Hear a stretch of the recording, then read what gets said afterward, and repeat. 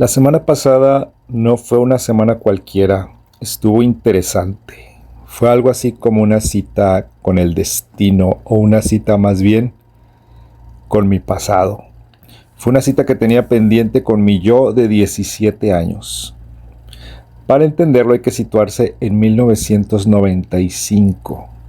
Por aquel entonces me acuerdo que la música atravesaba una transición muy padre, muy fascinante.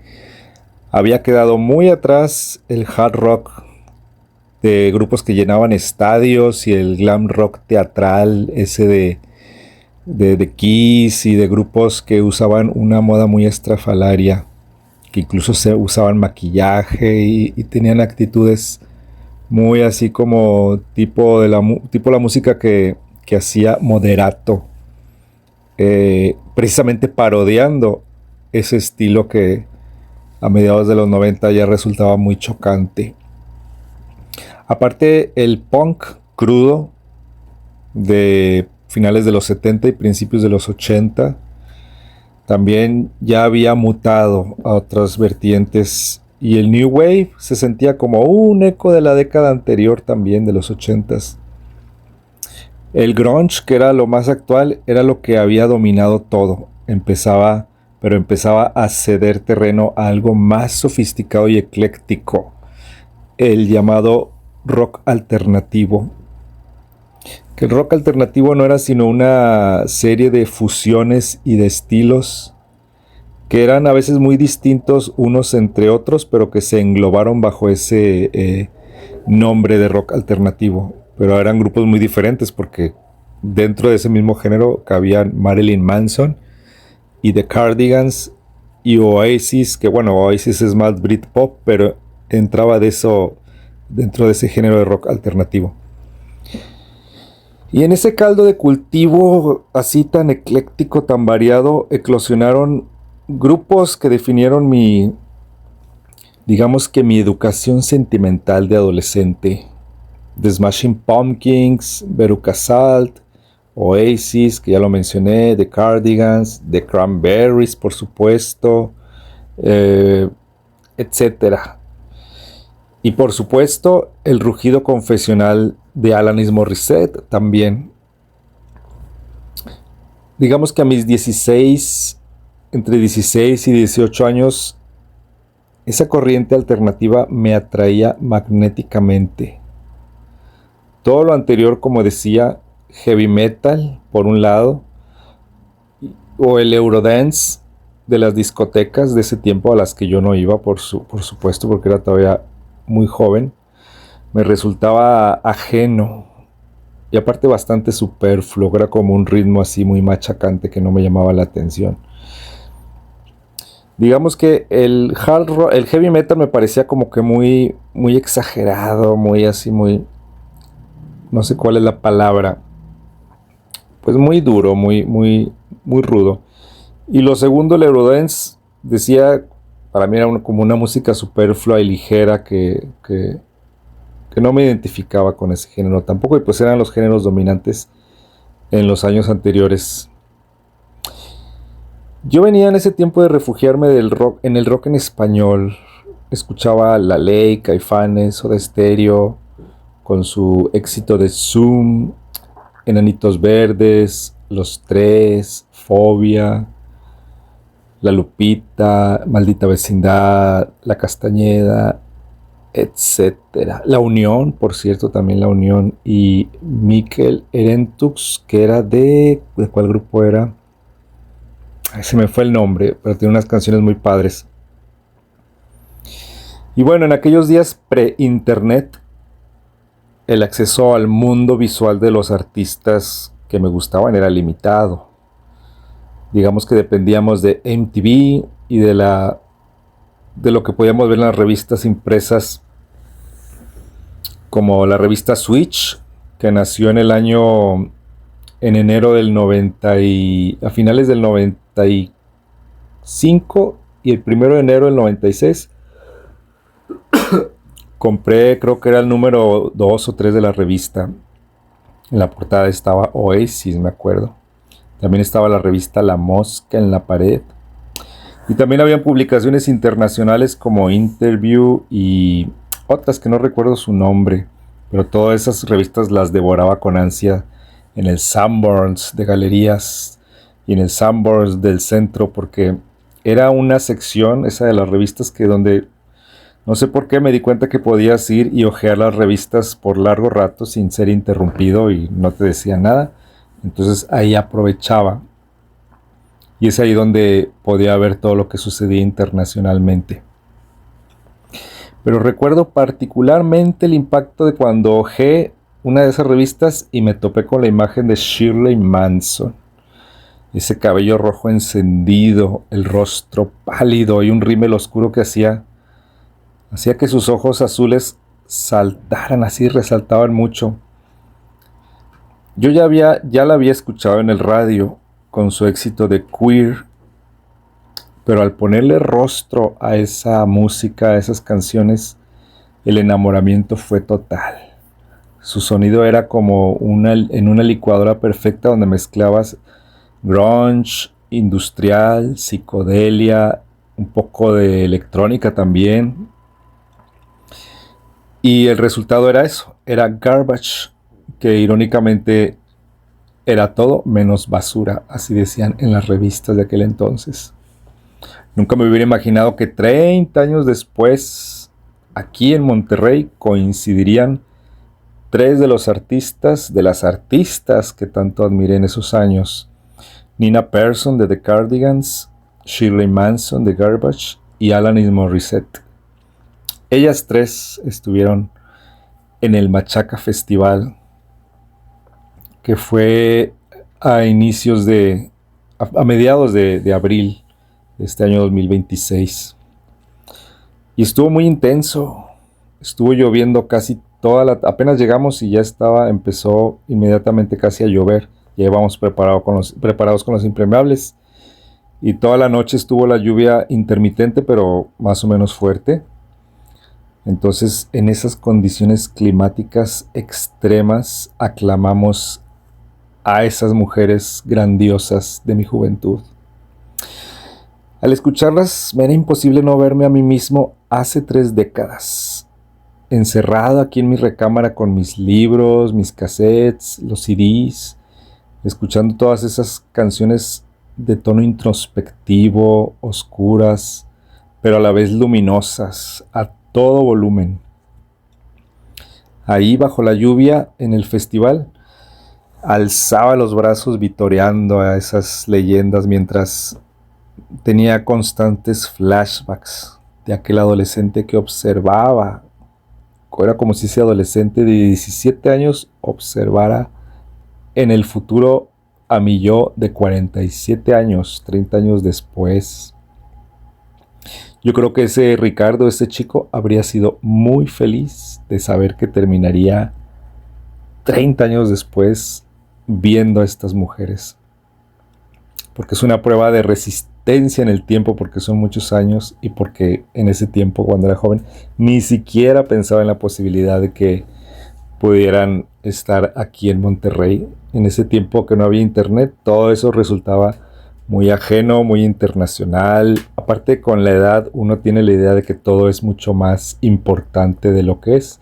Y no quiero decir que no sea importante la música de estos grupos, sino que uno tiene el lado de fan muy marcado. Ya después con la madurez entra una noción de que realmente no somos nada distintos a como son estos artistas, y realmente con la madurez entra una sensación más bien como de que ya no te sientes en la posición de fanático, sino te sientes pues no igual, pero sabes que pues no hay tanta diferencia en realidad. Le quitas un poco la mitificación, por así decirlo, pero eso no deja que sea interesantísimo esto parte frente a frente con estas artistas. Esa noche dejó secuelas. Al principio solo era como un cansancio, el cansancio lógico y la humedad que se sentía así como que en los huesos. Pero no al siguiente día, sino al otro día, 2 días después, me dio un dolor así muy punzante en la espalda baja del lado izquierdo. A mí nunca me había dado un dolor de cintura, no sabía lo que es eso. Y como buen hipocondríaco que soy, recurrí de inmediato a la inteligencia artificial. ChatGPT y Gemini debían resolverme. Las respuestas pues fueron muy clarificadoras y, por qué no decirlo, también un poco crudas. Era, digamos, que una resaca tardía. 7 horas de pie a los 47 años bajo un clima extremo pasan factura. Total que así inicié mi semana, con dolor físico, una montaña de pendientes acumulados, mandados, trámites y ese vacío existencial que queda tras un evento así tan memorable. Era el golpe de realidad de la rutina frente a la intensidad del recuerdo. Sin embargo, este sábado volví a pedir el día, otro día libre. Había estado de vacaciones, que fue cuando pude ir a este festival. Pero después trabajé un día y luego después otro día volví a tenerlo libre, porque ya lo había programado para ir a un evento. Ya el dolor de espalda se había calmado y tenía esa nueva cita. Esa nueva cita era con la calma. Compré un boleto para un recital de piano, que era en el Instituto Mexicano Norteamericano de Relaciones Culturales, en la Sala Guajardo, que ya he visitado anteriormente. Ese programa incluía piezas musicales de Jan Tiersen. Jan Tiersen es el alma detrás de la banda sonora del soundtrack de Amélie, la película de culto, famosa entre quienes somos raros y diferentes. También esa noche estaban preparados también otros músicos minimalistas contemporáneos de la talla de Ludovico Einaudi, también creo que Olafur Arnalds y otros autores que no recuerdo ahorita. Preparé el momento con un ritual propio para esa ocasión tan especial y que tenía otro tono totalmente distinto a la euforia y la adrenalina del festival. Para ese viernes preparé un baño tibio mientras ponía musiquita, algo de trip hop atmosférico como música de Röyksopp. Siempre pongo a Röyksopp últimamente para relajarme. Dispuse una cerveza helada en un vaso con bastante hielo, lo cual siempre me critican. Dicen que la cheve no se toma con hielo, pero yo en un vaso con bastante hielo me serví una cerveza, una Tecate Light. Me debía ese relax. Sin embargo, como suele sucederme, el tiempo se me fue muy rápido. De repente yo tenía la idea de que iba pues a estar tranquilamente, a tomarme mi cheve, a escuchar música y nada, de repente ya había pasado el rato muy rápido y nada, que el tiempo se me fue. Entonces tomé un taxi al metro, así rápido, un Uber. Y luego me bajé en el metro en la estación central, porque chequé bien la ubicación. Y de ahí tomé otro taxi que me llevara inmediatamente a la Sala Guajardo. Ya iba 10 minutos tarde, así que llegué 10 minutos tarde. Pero luego ya que entré, que pasé el umbral de la entrada, de la puerta a la Sala Guajardo, el estrés se detuvo casi de golpe por el cambio de mood tan distinto. De venir corre y corre por el centro a entrar a ese lugar que, de paso, dicho sea de paso, está en ese instituto. Es una escuela de inglés y de muchas otras actividades que está en la zona de la Purísima. Entonces también esa zona tiene como que una vibra muy particular, así como de todo muy relajado. Total que ya adentro, una vez adentro en la sala, en la penumbra, ahí donde estábamos en la oscuridad, y de fondo estaba el pianista, que es Josué Almontes, y el otro pianista no recuerdo muy bien su nombre. Pero estaban ejecutando la música, las piezas musicales, y de fondo tenían una proyección de paisajes otoñales. Esas imágenes me parecían un poco cliché, así como no es necesario que se ponga unas imágenes de unas hojitas otoñales Pero bueno, cumplieron su cometido de relajar también, que la vibra se volviera relajante. Aparte de que siempre que empezaba cada pieza, había una voz que se oía en unas bocinas y que daban como una introducción. Porque la temática del recital era como un recorrido por las estaciones. Entonces decían, por ejemplo, llega el otoño con su viento y tal, ¿verdad? Y el invierno llega con su aire gélido y etcétera, ¿no? Y ya después empezaba la música. Total que me sumergí en una recreación mental, como suele sucederme. Esa música de Tiersen y Einaudi te permite dejar correr la película de tu propia vida. Algo así como que vas escuchando la música y vas visualizando así como si fueras filmando una película o vieras tu vida como si fuera un filme, una película que va corriendo. Y entonces pude visualizarme de niño, en otras escenas era joven y en otras era adulto, viendo todo con cierta perspectiva. Toda esa película me hacía yo en la mente escuchando a estos artistas. Me dejaba llevar por las notas sin pensar. También, también me dejaba llevar por la música a veces sin pensar en nada. Era como a ratos me imaginaba cosas y a ratos simplemente escuchaba la música sin pensar. Al terminar a las 11:30, sentí que la jornada aún no terminaba. Como dicen, la noche era joven aún. Entonces pensé, ¿cuál será mi opción? Y el Topaz era el lugar indicado para esa noche. Y es que últimamente el algoritmo me ha bombardeado con información sobre música techno. Y hay algo en ese tipo de música repetitiva y bailable que resuena mucho conmigo. No sé si porque tal vez cuando estaba jovencito, en los 90s, a principios de los 90s, el techno estaba muy de moda. No puedo decir que a esa edad me gustara, pero es como que se queda esa referencia en la memoria. Y ya ahora de adulto escuchar techno como que me gusta. No sé por qué cuando era adolescente estaba de moda el Eurodance, pero el Eurodance, no sé por qué no me gustaba, se me hacía muy ligero.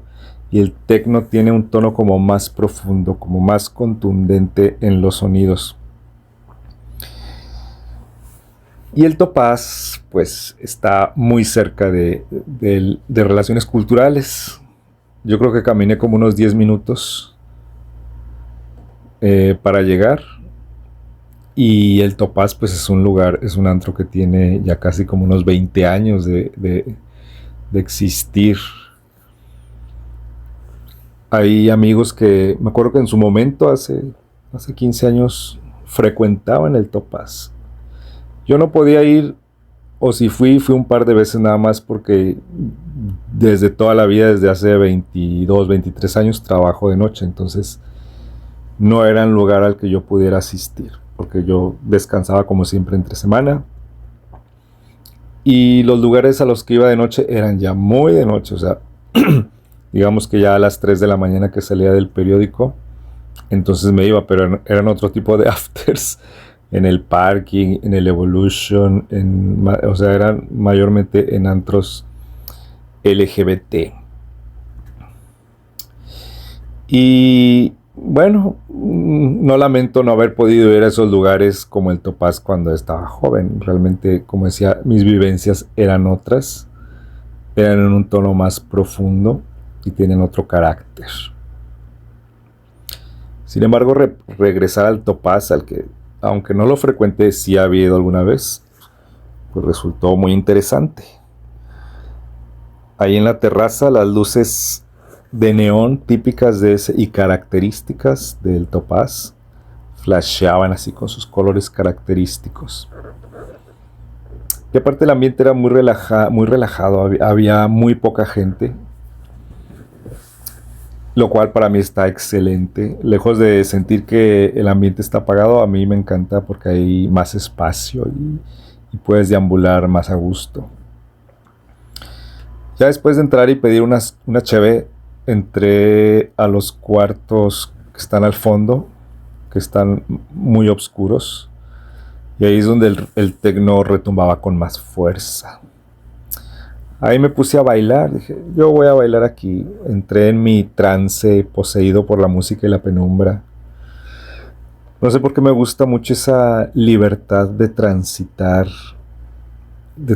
solo por la ciudad, por Monterrey, y también de estar ahí en el Topaz, solo, me gusta ir solo y ponerme a bailar.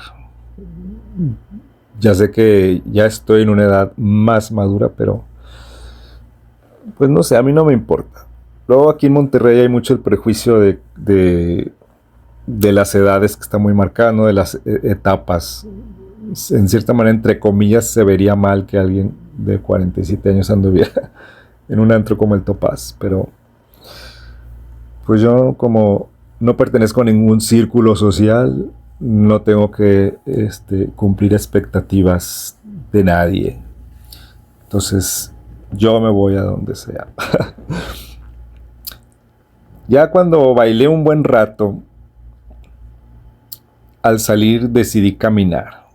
Pensé, no voy a tomar el Uber para ir al próximo lugar. Dije, voy a caminar. Entonces me fui por Padre Mier, que es donde está el Topaz, y me fui por la calle, una calle que se llama Miguel Nieto. Esa es una zona del centro de Monterrey que está tranquila porque está cerca de la Purísima.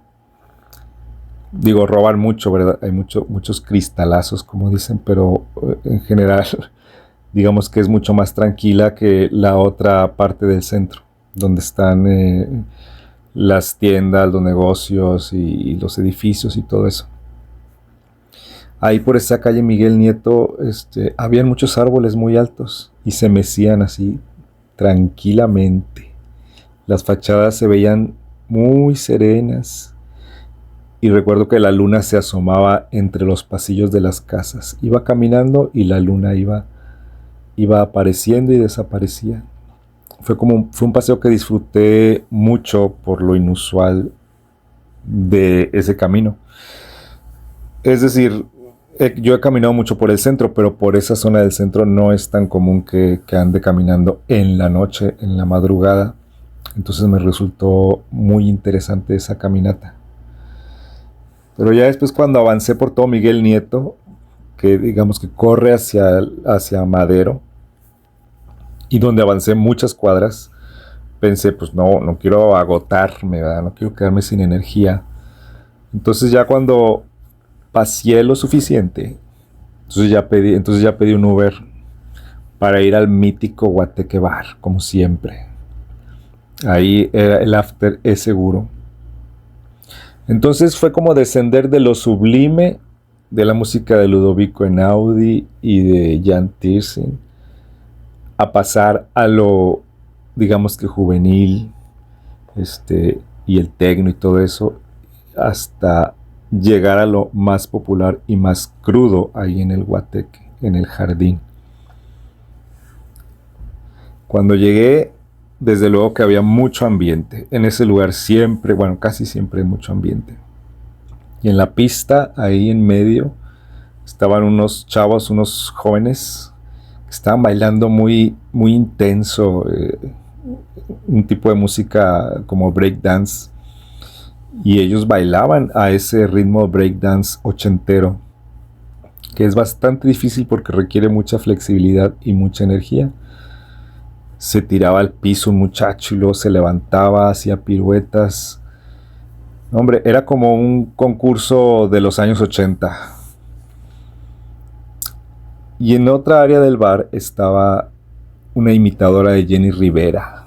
Tenía un cuerpo voluminoso y traía un vestido de lentejuelas que daba destellos ahí en medio de la oscuridad mientras cantaba esas canciones de despecho. Allí, después de la música de Jenny Rivera, más bien donde estaba la música bailable, bailé un rato también.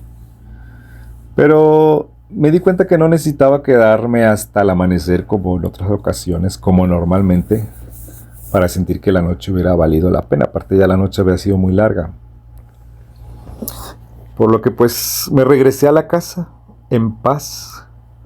Me recibió Chepe, el perrito, muy efusivo, y llegué a mi recámara con las luces de mis lámparas amarillas.